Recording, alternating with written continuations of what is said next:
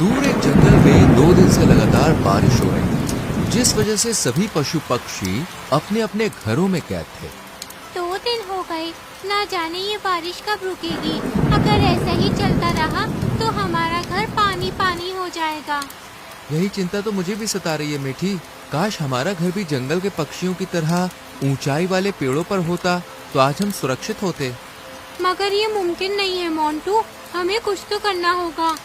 इतनी बारिश में हम कर भी क्या सकते हैं। चलो तुम परेशान मत हो, खाना खाकर सो जाते हैं। कल सुबह अगर बारिश थमती है तो मैं देखता हूँ कि क्या करना है। मोंटू और मीठी दोनों खाना खाकर सो जाते हैं और आधी रात को मोंटू मोंटू आंखें खोलो। मोंटू देखो, हमारे घर में पानी घुस आया है। अरे नहीं, जिसका डर था वही हुआ। अब इससे पहले कि हम इसी पानी में डूबकर मर जाएं, चलो जल्दी से बाहर निकलो। मोंटू और मीठी दोनों अपने घर से पोटली में जरूरी सामान लेकर बाहर निकल आते हैं। अब हम क्या करेंगे मोंटू, कहाँ जाएंगे? हम तो इस जंगल में कुछ दिन पहले ही आए हैं, कोई हमें जानता भी नहीं, तो किससे मदद मांगे? पर मीठी, हमारे साथियों की बस्ती यहाँ से दूर है और बारिश में हम वहाँ नहीं जा सकते, इसलिए हमें यहीं किसी से मदद मांगनी होगी। आओ। मोंटू पक्षियों से मदद मांगने का फैसला करता है। पीलू, ओ पीलू, कोई है क्या घर में? अरे बाहर आओ, मुझे मदद चाहिए। कौन है जो इतनी रात को गला फाड़ रहा है? बाहर जाकर देखता हूँ। अरे तुम तो मोंटू हो ना? पिछले हफ्ते ही हमारे जंगल में आए हो। बताओ क्या हुआ? इतनी बारिश में इतनी अच्छी नींद आ रही थी यार, क्यों बिगाड़ी? वो हमारे घर में पानी भर गया है। बारिश में कोई दूसरा घर भी नहीं बना सकता। क्या आप हमें अपने घर में रख सकते हैं? देखो मोंटू, मेरे घर ना कुछ रिश्तेदार आए हुए हैं। मैं खुद एक कोने में सो रहा हूँ। ऐसे में तुम्हें कहाँ अंदर लूँ? तुम किसी और से पूछ लो। मोंटू के कुछ बोलने से पहले ही पीलू दरवाजा बंद कर देता है। मुझे नहीं लगता कोई हमारी मदद करेगा, और क्यों ही करेगा, हम अनजान हैं और पक्षी भी तो नहीं है। नहीं मीठी, तुम निराश मत हो, मैं मोनी से बात करता हूँ। उनसे बात हुई है मेरी 1-2 बार। मोंटू मोनी चिड़िया के घर के बाहर खड़ा होकर जोर से चिल्लाता है। मोनी, ओ मोनी! अरे मोंटू, क्या हुआ इतनी रात को? वो भी इतनी बारिश में बाहर क्यों घूम रहे हो? नहीं मोनी, मैं घूम नहीं रहा हूँ। बारिश में मेरा घर पानी से भर गया है, मुझे मदद चाहिए। क्या तुम हमें अपने घर में आने दे सकती हो? मेरे घर में आने तो देती, लेकिन मेरा घर बहुत छोटा है, माफ करना। ऐसे ही एक एक करके सभी पक्षी और पशु मोंटी और मीठी को मना कर देते हैं। अब हम क्या करेंगे मोंटू? यहाँ तो कोई हमारी मदद करने को तैयार ही नहीं है। समझ नहीं आ रहा मीठी। मोंटू, एक आखिरी बार हम मीनू मौसी के घर जाकर देखते हैं, शायद कुछ हो जाए। मीठी की बात मानकर वो दोनों मीनू मौसी के घर आते हैं। मीनू मौसी, ओ मीनू मौसी। क्या है, क्यों चिल्ला रही हो? मीठी मीनू मौसी को पूरी बात बताती है। अरे वाह, मुझे तो वैसे भी इस बारिश के मौसम में नौकर की जरूरत थी। यहाँ तो 2-2 नौकर आ गए। अब मैं अपना सारा काम इन्हीं से करवाऊंगी, मजा आएगा। ठीक है, तुम दोनों घर में आ सकते हो, लेकिन मेरी एक शर्त है। कैसी शर्त मीनू मौसी? यही कि मैं जो काम बताऊंगी वो सब तुम्हें करना होगा। घर का झाड़ू पोछा, मेरे लिए खाना बनाना, लाना, सब कुछ। मोंटू मीठी के कान में कहता है। मीठी, ये मीनू मौसी तो हमें अपना नौकर बनाना चाहती है, चलो यहाँ से चलते हैं। हम कहाँ जाएंगे? इससे अच्छा है मीनू मौसी की बात मान लेते हैं। वैसे भी जरूरत पड़ने पर गधे को भी बाप बनाना पड़ता है। जब तक बारिश नहीं थमती हम यहाँ रहेंगे और फिर चले जाएंगे। अच्छा ठीक है, तो फिर मीनू मौसी, हमें आपकी शर्त मंजूर है, लेकिन बदले में मेरी भी एक शर्त है। क्या? यही कि जब तक हम चाहें यहाँ पर रह सकते हैं, आप हमें बाहर नहीं निकालेंगी। बस इतनी सी बात? ठीक है, आ जाओ, तुम दोनों अंदर आ जाओ।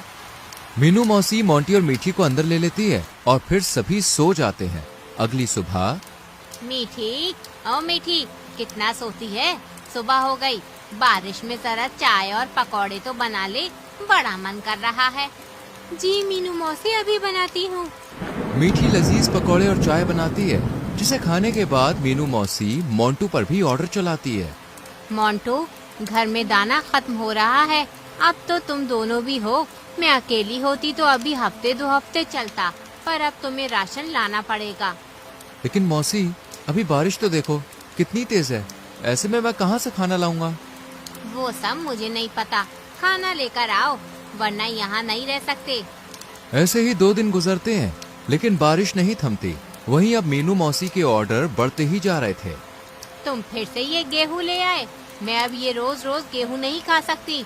मुझे आज मकई के दाने चाहिए तो मतलब चाहिए।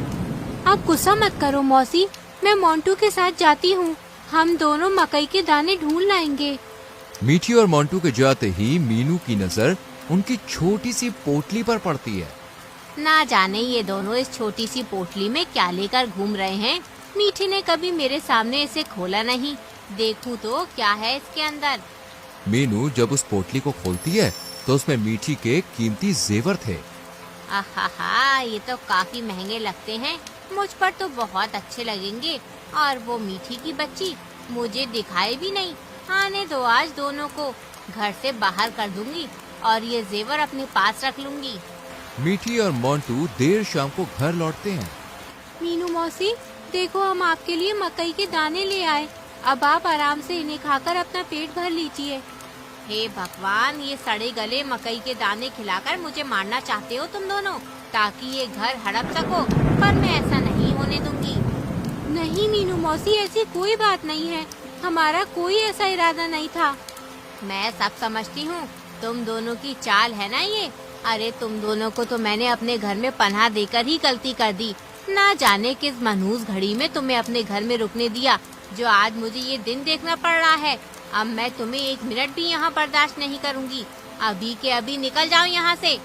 ठीक है मौसी, हम जा रहे हैं, लेकिन हमारी पोटली तो दे दो।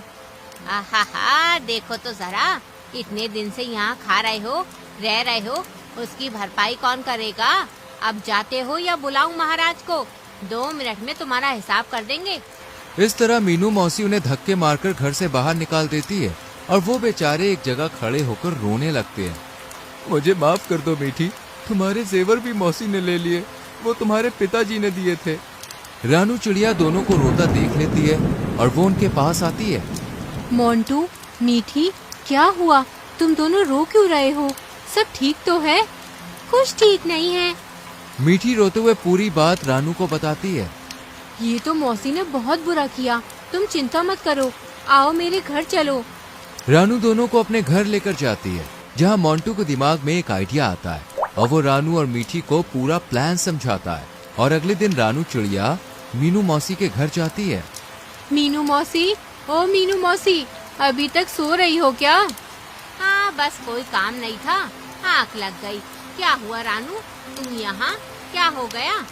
क्या बताऊँ मौसी, ये बारिश ने तो कहर मचा रखा है। इतने दिन हो गए लगातार बरसे ही जा रही है, बरसे ही जा रही है। सुना है 2 दिन और रहेगी, पर मेरा घर टपकने लगा है। अगर मैं वहाँ रही तो जरूर जान से चली जाऊंगी। क्या मैं तुम्हारे घर में रह सकती हूँ? सिर्फ 2 दिन के लिए। मीनू मौसी रानू को अंदर आने देती है। अच्छा हुआ मौसी जो तुमने मुझे अपने घर में जगह दे दी, वरना मेरा हाल भी वो मोंटू और मीठी की तरह होता। भगवान उनके जैसी हालत किसी की ना करे। क्यों भला, ऐसा क्या हुआ उनके साथ? कुछ मत पूछो मौसी, बेचारे कितनी उम्मीद लेकर हमारे जंगल में आए थे, पर होनी को कौन टाल सकता है। सुना है उनका घर पानी में बह गया, जिस वजह से बेचारों को बारिश में रहना पड़ा और ज्यादा भीगने की वजह से दोनों मारे गए। पक्षियों का तो ये भी कहना है कि उनके पास कोई जेवरात वगैरह थे और अब उनकी आत्मा अपने सामान को ढूंढ रही है। क्या क्या क्या क्या? सामान, जेवरात मर गए? अरे मौसी, तुम क्यों घबराती हो? तुम तो ठीक से जानती भी नहीं थी उनको। चिंता मत करो और चैन से सो जाओ। मुझे भी नींद आ रही है तो मैं भी सो जाती हूँ। रानू तो सो जाती है, लेकिन मीनू मौसी की डर के मारे हालत खराब हो रही थी। अगर सच में उन दोनों का भूत यहाँ आ गया तो? नहीं, मैं भी क्या सोच रही हूँ, डर के मारे गला सूख रहा है, पानी पीकर सोने की कोशिश करती हूँ। मीनू जैसे ही पानी पीने के लिए उठती है, सामने मीठी और मोंटू का डरावना चेहरा देखकर डर जाती है। मोंटू, मीठी, तुम दोनों, मुझे माफ कर दो। मुझसे बहुत बड़ी गलती हो गई। माफ कर दो, आगे से कभी किसी के साथ ऐसा नहीं करूँगी। तुमने मुझे बहुत सताया है मौसी, अब मेरी बारी है। बहुत सेवा करवाने का शौक है ना तुम्हें? अब करवाओ सेवा। अब तो हम भूत भी बन गए हैं, अच्छे से सेवा करेंगे तुम्हारी। नहीं, मुझे कोई सेवा नहीं करवानी। ये रहे तुम्हारे जेवर, मैं जा रही हूँ, बचाओ। मीनू चिल्लाते हुए अपना ही घर छोड़कर भाग जाती है और पीछे से तीनों हंसने लगते हैं। तो दोस्तों, इस तरह चतुर मोंटू मीनू मौसी को उसके किए का सबक सिखाता है और फिर उसी के घर में रहने लगता है। ऐसी ही कहानियां देखते रहने के लिए चैनल को सब्सक्राइब करके बेल आइकॉन प्रेस कीजिएगा। मिलेंगे अगली वीडियो में।